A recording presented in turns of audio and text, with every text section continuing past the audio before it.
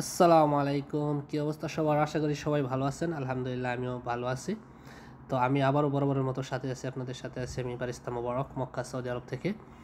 তো আজকে আমরা কথা বলবো স্প্রেসোর সম্পর্কে, কারণ আমি আগেও একটা ভিডিও করেছিলাম আপনাদের সাথে স্প্রেসো নিয়ে। তো আজকে আপনাদেরকে ম্যানুয়ালি প্র্যাকটিক্যালি দেখাবো যে কীভাবে আমরা একটি পারফেক্ট স্ট্যান্ডার্ড স্প্রেসো তৈরি করব। এর জন্য আমাদের যা প্রথমেই লাগবে এই যে আপনার টেম্পার আছে, এখানে ডিস্ট্রিবিউটর আছে, আর লাগবে একটা কফি মেশিন লাজিম, আর লাগবে কফি গ্রাইন্ডার মেশিন। তো আমার গ্রাইন্ডার মেশিনগুলো কিন্তু খুবই ভালো মানের, আপনারা যারা কাজ করেন কফিতে আপনারা জানেন এটি ব্ল্যাক ইগল কোম্পানির একটা মেশিন, খুবই ভালো মানের একটা মেশিন। তো আমাদেরকে প্রথমে আরেকটি কাজ সম্পর্কে জানতে হবে, যেটা আসলে খুবই ইম্পর্টেন্ট, সেটি হলো এই গ্রাইন্ডার মেশিনের স্কেল সম্পর্কে। এই স্কেলটা আসলে অত্যন্ত গুরুত্বপূর্ণ, কারণ এই স্কেলের মাধ্যমে কিন্তু আমরা স্প্রেসোর ক্যালিব্রেশন নিয়ন্ত্রণ করে থাকি। আরেকটু বুঝিয়ে বলি আসলে এই স্কেল কী ধরনের কাজ করে থাকে আমরা স্প্রেসো বানানোর ক্ষেত্রে। ধরেন আমরা যদি একটি প্রপার পারফেক্ট স্ট্যান্ডার্ড স্প্রেসো বানাতে চাই, তাহলে আমাদের স্প্রেসোর সময়সূচি হওয়ার দরকার 25 to 30 সেকেন্ডের মধ্যে হওয়ার দরকার, আর এটা অবশ্যই লিকুইড ওয়েট অনুযায়ী 34 ml হতে হবে। কিন্তু এখন দেখেন যে আমাদের স্প্রেসোটা কিন্তু 20 সেকেন্ডের নিচে হয়ে যাচ্ছে।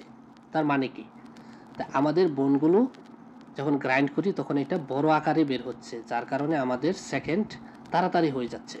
তো আমরা কি করব, স্কেল আরেকটু করে দিব, ফিক্সড করে এমনভাবে রাখবো যাতে বোন আমাদের বিনসটা আরও একটু ছোটোভাবে গ্রাইন্ড হয়। এটা আমাদের এই স্কেল দ্বারা নিয়ন্ত্রণ করতে হয়। আবার দেখবেন অনেক সময় যেখানে আমার 30 সেকেন্ডের ভিতরে হওয়ার কথা, সেখানে 35 সেকেন্ড 40 সেকেন্ড হয়ে যাচ্ছে। তাহলে আমাদের বুঝতে হবে যে আমাদের গ্রাইন্ড করা বিনসগুলো অত্যন্ত ছোট আকারে বের হচ্ছে, যার কারণে এই সমস্যা হচ্ছে। তখন কিন্তু আমরা এটা ফিক্সড করে একটু বড় করে দিব। যাক, এখন আমরা টেস্ট করব আসলে আমাদের স্পেসোটা ঠিক আছে নাকি।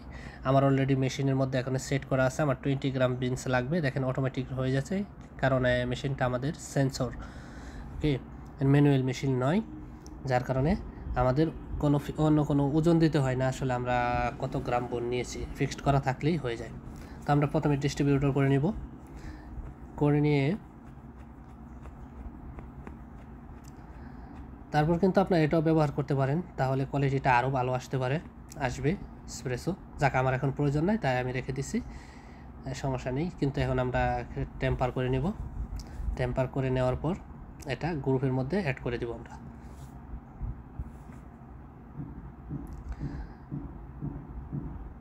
আসলে গ্রুপে অ্যাড করার পর আমরা দেখব আসলে আমাদের স্প্রেসোটা কত সেকেন্ডের মধ্যে নির্গত হয়।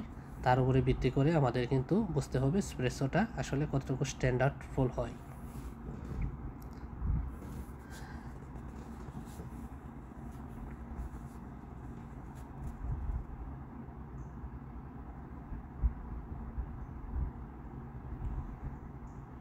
যাক, প্রায় সম্পূর্ণ হয়ে যাচ্ছে। তো এখন দেখেন যে আমাদের স্প্রেসোটা কিন্তু 23 সেকেন্ডের মধ্যে হয়েছে। এটাও কিন্তু আপনার মানদণ্ডের হিসাবে খুবই ভালো হয়েছে, কিন্তু 25-এর ভিতরে হলে আরও ভালো হতো। এটাও কিন্তু হয় 23-24 সেকেন্ডও বা হলেও ভালো হয়। তো আমি এটা টেস্ট করে দেখব এখন। এটা আসলে সমস্যা হচ্ছে আমাদের এই যে গ্রাইন্ড মেশিনের যে স্কেল আছে, স্কেলের মধ্যে। তো স্কেলটা যখন আমরা আরেকটু ফিক্সড করে দেব, তখন কিন্তু ঠিকই 25 সেকেন্ডের ভিতরে আমাদের স্প্রেসোটা হবে। যাক, আমি টেস্ট করে দেখব এখন স্প্রেসোটা কেমন হয়েছে।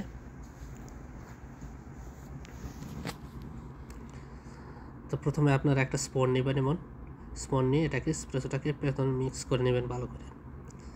মিক্স করার পর এটাকে টেস্ট করবেন যে এটার ব্যালেন্স ঠিক আছে কিনা।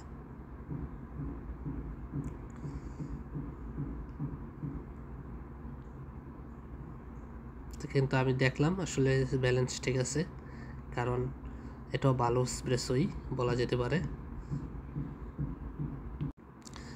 যাক, আপনারা দেখলেন কিভাবে আমরা একটা স্প্রেসো তৈরি করব। আমি আশা করব নেক্সট ভিডিওতে আমি আরও ভালোভাবে এটা উপস্থাপন করব।